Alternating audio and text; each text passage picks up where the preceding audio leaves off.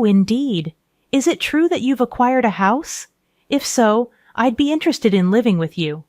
Unexpectedly, my mother-in-law started uttering such an absurd proposition over the phone. She must have caught wind of our recent home purchase from my husband. I could discern my sister-in-law's amused chuckles in the background. Does she believe her laughter can go unnoticed? Honestly, I have no desire to reside with my mother-in-law and the others. I thought my husband shared the same sentiment. However, the fact that they've been informed about our new house... Could it be that they're assuming we'll be living together? The idea that my beloved husband might be in cahoots with them fills me with a bit of apprehension. Yet, I have no intention of yielding to their wishes. Are they trying to manipulate me? If that's their game, I'll reverse the roles. Reflecting on all my past tribulations, I pledged revenge against them. I am Kate Thompson, 30 years old, working as an ordinary employee at a major financial corporation. I married my husband Joe 3 years ago, and though we don't have children yet, there's a valid reason for that. A decision we both took seriously. Joe and I are fully committed to our careers, toiling daily with the aim of advancing. Once our professional lives stabilize, we plan to build our own home and create a stable environment for raising children. We've agreed to revisit the topic of having kids once our careers settle down.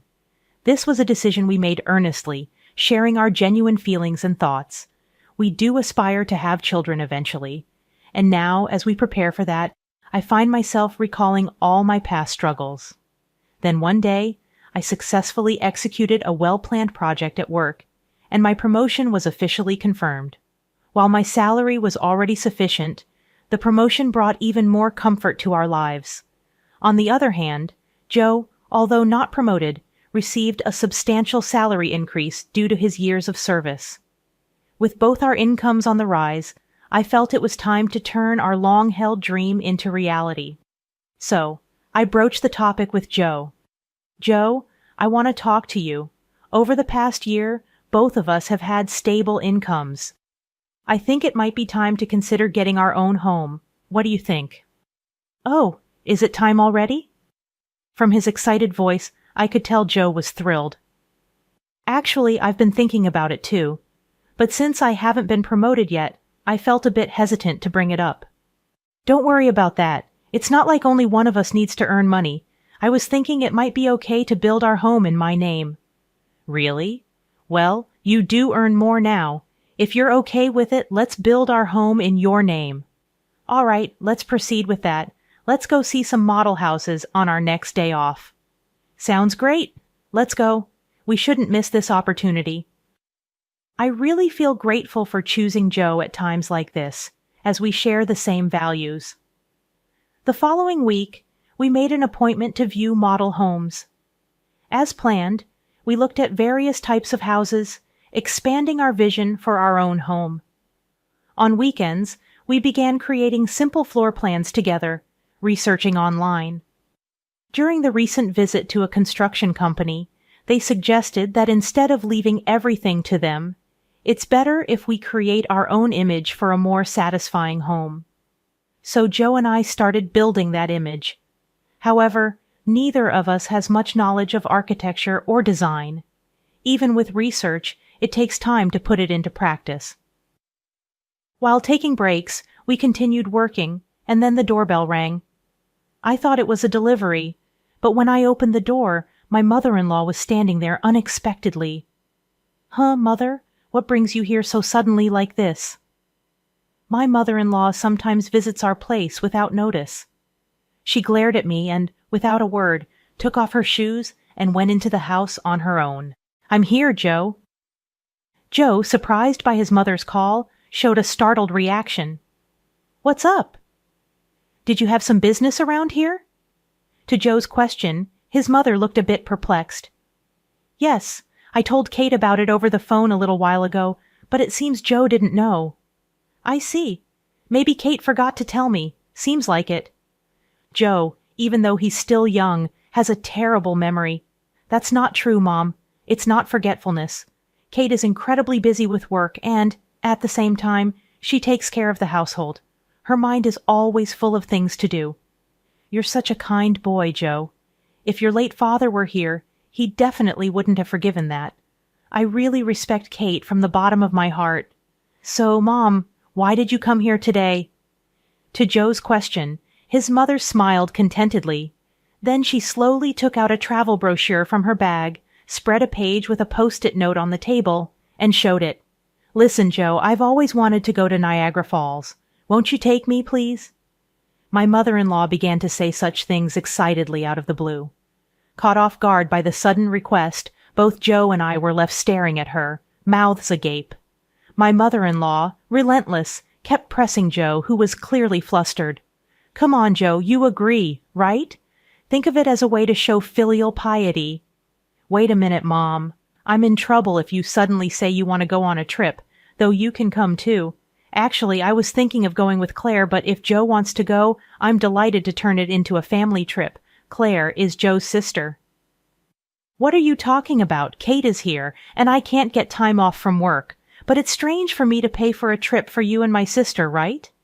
Not strange at all. Spending money for the family is a wonderful thing. Don't you think so, Kate? Suddenly turning to me, my mother-in-law sought my agreement. Though shaken, I firmly expressed my opinion to her. Using one's own money for family isn't bad, but I think imposing it on others is different. What do you mean by that? Are you saying I'm trying to extort travel expenses from Joe? I didn't mean to say it in such a harsh way, but listening to you, it sounded like you just wanted us to pay for the trip, Katie. That's terrible. I had no such intention, but you're making me out to be the villain in front of Joe. I'm so shocked. I didn't mean to call you a villain. I just answered honestly to what was asked. Okay. No need for excuses, Kate. Why are you so heartless? You must not like me, do you? My mother-in-law, visibly upset, glared at me with icy cold eyes. It always turns out like this when she comes over.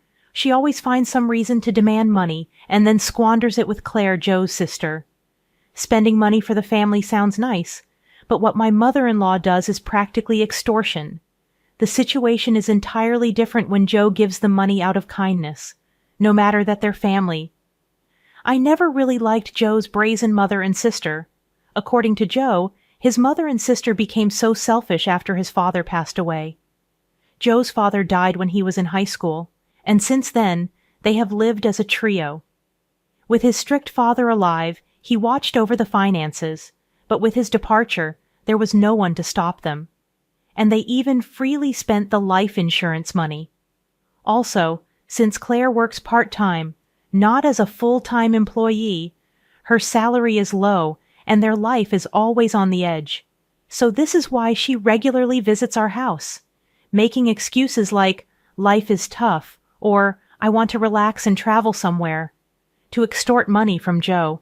Before marrying Joe, it seemed he was at the mercy of his mother and her demands. After his father's death, a sense of dependence for being cared for by his mother had bound Joe. However, since marrying me, Joe seems to be gradually realizing their true nature. Even when repeatedly asked for money, recently he's been trying hard to refuse. For Joe, that's quite a growth. Moreover, he has recently become able to speak back firmly to his mother, to my mother-in-law's spiteful words like, "You don't like me, do you?" Or, "Why should I, for such an uncharming daughter-in-law?" Joe responded clearly, "Just because you're my mother doesn't mean you can speak badly of Kate. Didn't Kate just answer what you asked her? Mom, you're taking Kate's side." "What are you talking about? I think you're in the wrong here, Mom." "That's so unfair. Surely Kate must have poisoned your mind against me. Poor thing, you were such a kind child before. We got married. I'm telling you, that's not it." "I'm saying this because I think so." Joe's firm response surprised my mother-in-law, who was not used to being talked back to like that. With a frustrated look, biting her lower lip, she said, "Fine," and left. "Kate, I'm sorry. I always make you feel uncomfortable." "No, it's okay. You stood up for us this time. Once we build our own home, we'll be further away. Let's not interact with Mom and them then." "Yeah, that would be a relief. If you're okay with it, Joe, I'm grateful. We are considering for our new home is quite far from our current apartment. improving the convenience to both of our workplaces. Our current apartment is about 5 train stations away from Joe's parental home, but the new house will be 3 times farther and require transfers. The route from the station is also complex, so if we don't give them the address, they won't be able to find our new home. It's a good chance to cleanly break off our relationship with my mother-in-law. Later, we submitted our imagined floor plan to the construction company, and the construction started 2 months later. After about half a year, our $500,000 dream home was completed.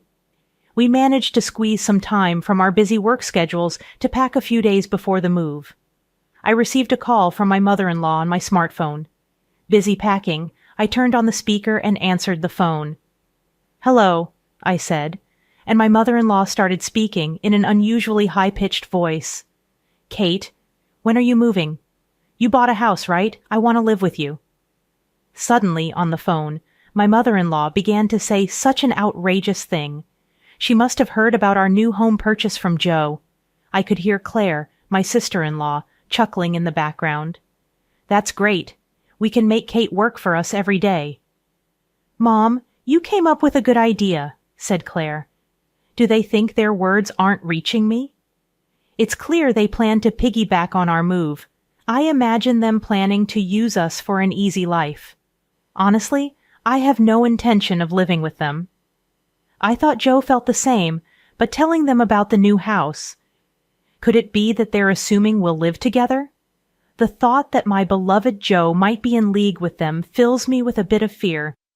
But I have no intention of letting them have their way. They're probably trying to use me, right? If that's the case, I'll turn it around and use them. I told them the date of our move. Then my mother-in-law and Claire said, "We'll come to the apartment in the afternoon on that day. Take us with you in the car and arrange the movers for us too." They hung up after making their demands. But of course, I have no intention of complying. For now, I'll check the facts with Joe. As I was about to go and tell Joe this, he was already standing behind me. "Joe, you were there?" "I came to say we should take a break." "But was that Mom on the phone just now?" "Ah, yes. I was going to talk to you about it too." "Why did you tell your mother about our new home? It's not like that. Actually, when Mom came over last time, she seems to have seen the floor plan of our new house. She kept pestering me about it every day, so I just—" "Kate, I'm really sorry." "I see. So, you don't intend to live with your mother, right?" "Of course not. After hearing that phone call, I'm even thinking it's better to cut ties with her." Joe's expression was filled with more anger than ever. It was the first time I had seen him this angry. From what Joe told me, my mother-in-law had seen the layout of our new home and was convinced it was a spacious house. She had pretended to be interested and called Joe repeatedly, asking him about the number of rooms and details of the facilities. But it seems that Joe is on my side, which relieved me. Then there's no problem at all. This made me determined to get my revenge on my mother-in-law. I've had enough of her saying whatever she wants, but it's goodbye to that now. I'll make sure to settle this properly. And so the day of the move arrived. Joe and I had the movers transport our things in the morning and headed to our new home in our car. By the time we finished moving everything, it was already past 1 p.m. Checking our phones while taking a break, we saw dozens of missed calls from my mother-in-law. "She called me too," Joe said, sounding weary. Then my mother-in-law called again. I answered the phone with the speaker still on. "Hello? Hello, Kate? Where are you? I told you I'd be at the apartment in the afternoon, didn't I?" Yes, you did say that. So what can I do for you?" "What do you mean you didn't arrange for the movers? I've been waiting at home, and not a single truck has shown up, so I had to go to your apartment myself." "Is that so? Well, that's too bad. You know I didn't arrange for any movers." "What? That's not the agreement. Where is your new house?" "Huh? You really think I'll tell you?" After saying that clearly, my mother-in-law uttered a dumbfounded, "Huh?"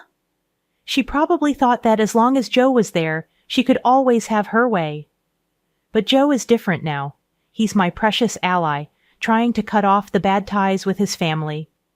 Determined to release all my pent-up feelings, I spoke firmly. Just to let you know, neither Joe nor I have any intention of living with the two of you from now on. Please don't involve yourselves in our lives. What are you saying? Your opinion doesn't matter. It's up to Joe to decide. At least tell me where the new house is right now. Huh.